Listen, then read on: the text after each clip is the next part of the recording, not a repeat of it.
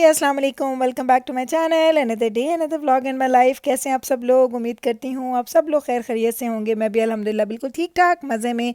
और जनाब आज मैं वाकई बड़ी खुश थी, और खुशी किस बात की, ऐसा नहीं कि मुझे कोई डायमंड्स मिल गए हैं, मुझे मिल गई है जनाब शकरकंदी। आपको आलू लग रहे होंगे लेकिन ये आलू नहीं है, ये शकरकंदी है। और मैं जब से कनाडा आई हूँ, जितने भी साल हो गए मुझे, यहाँ से स्वीट पोटैटोज़ मिलते हैं बट वो अंदर से ऑरेंज या वो ऑरेंज से कलर के होते हैं अंदर से। तो मैं उनके फ्राइज़ खाती हूँ बाहर से लेके, लेकिन मुझे वो खाने में शकरकंदी के तौर पे मुझे अच्छे नहीं लगते थे। तो मैंने कहा चलें आज ये मुझे मिले, और मैं इतनी खुश हुई।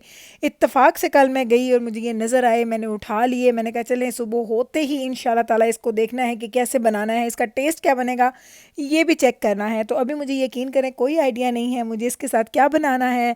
मुझे शकरकंदी चाट बनानी है, लेकिन आपको सच बताऊँ है थोड़ा वियर्ड, लेकिन मुझे उबली हुई सादा शकरकंदी बहुत अच्छी लगती है, लेकिन ठंडी, गरम नहीं, ठंडी शकरकंदी हो रूम टेम्परेचर पे, बग़ैर किसी स्पाइसेस के, नमक के, मिर्च के, किसी भी चीज़ के बगैर मुझे बहुत अच्छी लगती है। मुझे चाट भी उसकी अच्छी लगती है, लेकिन मैं खाली भी बड़े शौक से खाती हूँ। तो बस ना मैंने कहा आज इसको बॉईल करते हैं, और मैंने इसको जब खोला, और आप यकीन करें इसका थोड़ा कलर मुझे डिफरेंट लगा, इसके कुछ पीस ब्लैक हो गए थे। आई हैव नो आइडिया क्या ये ताज़ा नहीं थी, क्या बासी थी, लेकिन एक दो पीसेस के अलावा बहुत इसका खूबसूरत कलर था। और झटपट में वो स्टीम करके मैंने इसको बनाया, और जब मैंने इसको बाद में टेस्ट किया, क्या कमाल मज़ा आया मुझे। आज पाकिस्तान की वाकई ही याद ताज़ा हो गई। कुछ चीज़ें खा के आप ना अपने वो बचपन में पहुंच जाते हैं। मेरे साथ आज ये वाकई हुआ कि मैं इसको टेस्ट करते ही मैं अपने बचपन में चली गई। हमारे मोहल्ले में आते थे वो चाट वाले, जिस पे शकरकंदी की चाट मिलती थी, उस पर वो ऑरेंजेस काट काट के डाला करते थे। हाँ अल्लाह, याद आ गया, मज़ा आ गया सीरियसली। लेकिन आज मुझे वो कहते हैं ना कि थोड़े आपके टेस्ट बड्स को सुकून आ गया कि आज बड़े अरसे के बाद मैंने ये चीज़ खाई है, मुझे मज़ा आया। अभी मुझे पता नहीं था मैंने इसका क्या बनाना था, बस अर्ली मॉर्निंग मुझे ये क्रेविंग थी कि मैं जल्दी से इसको बॉईल करूं या स्टीम करूं, उसके बाद मैं इसका देखूं फ्लेवर। तो वो हो गया जी कामयाब। अब हम आ जाते हैं सेकंड चीज़ की तरफ। मैंने आपको ये शॉवर्स दिखाए थे, अगर आपको याद हो, जो मैंने शॉपिंग हॉल किया था उसमें। तो देख लें जनाब, फाइनली इवेंचुअली नवीद ने इसको लगा दिया है, और ये शॉवर्स हमारे बहुत अच्छे से इंस्टॉल हो चुके हैं। बड़ा इजी था, क्विक सा था, लेकिन मैं तो नवीद के ना इस काम से बड़ी इंप्रेस भी हुई कि नवीद ने इन दिनों में इतने ऐसे काम किए जो मुझे पता ही नहीं था कि नवीद कर सकते हैं। मैंने तो नवीद को हमेशा किताबों में गुम देखा, पढ़ते हुए देखा, हाथ में पेन लेके बैठे देखा। मैंने उनको कभी भी इस तरह के वो हैंडी काम्स करने वालों मैंने कभी भी इनको नहीं देखा था। छोटे छोटे काम तो हम करते ही थे, लेकिन बहुत काम किए पिछले दिनों, हमने बहुत ज़्यादा घर के काम किए हैं। तो अल्हम्दुलिल्लाह नवीद ने ये भी लगा दिए थे, और ये देखें इसका फ़्लो बहुत अच्छा है। इसमें बहुत ज़्यादा असिस्ट हैं, इसमें आई थिंक अप टू 5 है या अप टू 7 सेटिंग्स हैं, लेकिन वो इतनी ज़बरदस्त लगती हैं सर पे। जब आप मैं शॉवर लेने गई तो मैंने वो चलाया, तो जेट पे था, तो मुझे लगा मेरे सर पे ना जैसे कोई कोयले आ गए, जलन शुरू हो गई, इतने प्रेशर से पानी आ रहा था। तो मैंने इसको बिल्कुल फ़्लो के साथ कर दिया, सिंपल फ़्लो के साथ, लेकिन ये आपको नज़र आ रहा है स्लो, लेकिन ये बहुत बहुत अच्छा निकल रहा था। तो ये है जी हमारा वॉशरूम, और अब मैं आपको लेके जाती हूँ, ये है जी बच्चों का वॉशरूम। तो बच्चों के वॉशरूम का भी शॉवर हेड जो हमने वो चेंज कर दिया है, नवीद नहीं किया। मैं घर पे भी एक्चुअली नहीं थी, मेरी मसाज की अपॉइंटमेंट थी, मैं गई हुई थी, और जब मैं वापस आई तो नवीद ने ये बैब्रस ने बाबा की हेल्प की चीज़ें पकड़ाई, और बाबा ने इसको जल्दी से कर भी दिया। लाइक मुझे 1 घंटे की मेरी अपॉइंटमेंट होती है, तो आप कह लें मैं 1 घंटे सवा घंटे के लिए बाहर गई थी, वापस आई तो मुझे नज़र भी नहीं आया। ना सिर्फ उन लोगों ने इसको इंस्टॉल किया, बल्कि वो जो बॉक्सेस वगैरह थे उसको फ्लैट करके गार्बेज बिन में भी डाल दिया। तो मैं तो बड़ा इम्प्रेस हुई, मैंने कहा वाह जी, आज तो आप लोगों ने ना मुझे इम्प्रेस ही करके रख दिया है। बहुत कम ऐसा होता है कि मैं घर पे ना हूँ तो नवीद या बच्चे कोई काम करें इवेंट, लेकिन मोस्टली मैं ही साथ होती हूँ, लेकिन इस दफ़ा उन लोगों ने मुझे वाकई ही सरप्राइज़ कर दिया था।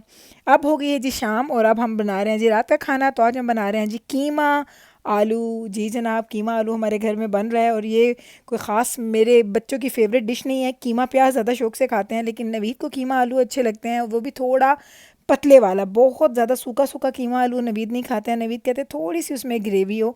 तो मैं कहती हूँ कि इतनी दफ़ा बच्चों की पसंद की चीज़ बनी है, तो कभी कभी बाबा की पसंद की भी बननी चाहिए। तो आज जी बच्चों के बाबा की पसंद की चीज़ बन रही है।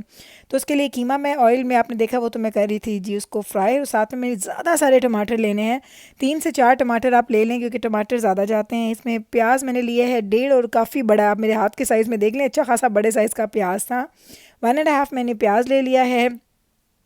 लहसुन चूँकि मुझे ज़्यादा अच्छा लगता है तो मैं ज़्यादा डालती हूँ, 6-7 जो है मैंने बड़े वाले लहसुन के डाले हैं। अगर आपको कम अच्छा लगता है तो कम डाल लें।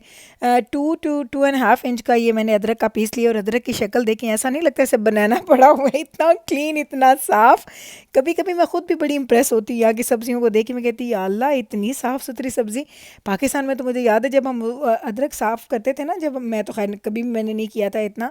जब हमारे घर में अम्मी, फूफियाँ और वो लोग करती थी ना, तो मैं कहती थी हाय अल्लाह, ये अदरक की शक्ल कैसी है, और वो टेढ़ा-मेढ़ा होता था। यहाँ पे सारी चीज़ें ना बड़ी साफ़-सुथरी होती हैं। तो जनाब ये टेढ़ी-मेढ़ी बातें तो साथ चलती रहेंगी। आपने देखा मैंने कीमा ऑयल के अंदर रख के फ्राई कर लिया था अच्छे तरीके से, और साथ में वो सारा मसाला जो मैंने अभी आपको दिखाया था, उसको पीस के हमने कीमे के अंदर डाल देना है। इसमें फ्राइंग या जिसको भुनाई हम कहते हैं वो सबसे ज़्यादा अहम होती है कीमे में।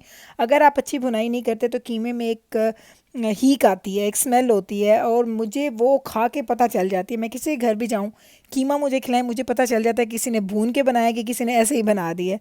भुने हुए कीमे में से मुझे स्मेल कभी भी नहीं आती, और कच्चे कीमे में से मुझे स्मेल आती है। एक और चीज़ भी है कि यहाँ के जो कनाडा के जो मटन के कीमा है ना, उसमें से भी स्मेल आती है। बेशक जितना भी भून लेना, उसकी स्मेल नहीं जाती। आय हाय, मुझे बिल्कुल भी वो अच्छा नहीं लगता। इसलिए आपने हमारे घर में देखा होगा कि हम मटन बिल्कुल भी नहीं खाते। तो जनाब अभी मैंने क्या किया, सॉल्ट डाला, सॉल्ट के बाद मैंने रेड चिली पाउडर डाला, साथ मैंने डाल दिया जनाब हल्दी पाउडर। इस वक्त मेरे पास वो ख़त्म हुआ हुआ था, सूखा धनिया पिसा हुआ नहीं था, वैसे ख़त्म नहीं हुआ, पिसा हुआ नहीं था, तो मैंने उसको स्किप कर दिया। वैसे वो बड़ा ज़रूरी है। और साथ में मैं थोड़ी सी कलौंजी डालूँगी, और लास्ट में मुझे डालना है इसके अंदर चिली फ्लेक्स मुझे डालने हैं। जो कुटी हुई सुर्ख मिर्च होती है वो डालनी है, उसका भी बहुत अच्छा फ्लेवर आता है। बस इसको आपने भुनाई भुनाई भुनाई भुनाई करते जाना है। फिर थोड़ा सा पानी चढ़ा दें, फिर इसको कवर करके रख दें। जैसे इसका कवर उतारेंगे, पानी सूख जाए, उसमें हम आलू डालेंगे। आलू डालने के बाद हम उसको फिर थोड़ा भूने भूने भूने भूनेंगे, और उसके बाद थोड़ा सा फिर पानी चढ़ाएंगे, और उसके बाद हमारा कीमा रेडी हो जाएगा। रेसिपी जो होती है ना, कुछ मैं हमेशा कहती हूँ कि लोग बेचारे कंफ्यूज हो जाते हैं, हाय अल्लाह ये चीज़ कैसे पकेगी। तो जनाब पकाना कोई मुश्किल काम नहीं है। जो लोग मेरे व्लॉग देख रहे हैं और जिन्होंने कभी किचन में पैर नहीं रखा, तो यकीन करें जनाब, ये कोई बहुत बड़ी साइंस नहीं है।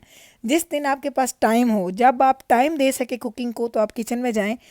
ट्रस्ट मी कि टाइम देने से आपका खाना ऑलरेडी ही अच्छा बन बन जाएगा। इसमें रेसिपी से ज़्यादा आपकी मेहनत और कितना आप उसको दिल से पका रहे हैं। क्योंकि आप जितनी भी रेसिपी को किसी को फॉलो कर लें, अगर आप उसको प्रॉपर पकाएंगे नहीं ना, तो वो रेसिपी आपकी कभी भी अच्छी नहीं बनेगी। ये मेरी टिप है आपको। आप चाहें ना चाहें इसको ट्राई कीजिएगा। आप सिंपल से सिंपल रेसिपी को अगर दिल लगा के, अच्छा टाइम दे के, हल्की आंच पे भून भून भून के बनाएंगी, तो आप यकीन करें आपका खाना अच्छा लगेगा, और लोगों को भी उसमें टेस्ट फील होगा। और अगर कोई जितनी भी अच्छी रेसिपी है, जितना भी उसके कोई फैंसी उसके इंग्रेडिएंट्स हैं, लेकिन अगर आप उसको तेज़ आंच पे, वो कहते हैं जलती भुनती आग पे पकाएंगे, और जल्दी जल्दी पका के दिल से नहीं, बस जैसे आपने बस एक मजबूरी में पकाना है, तो आप उसका रिज़ल्ट देखेंगे कभी भी अच्छा नहीं निकलेगा।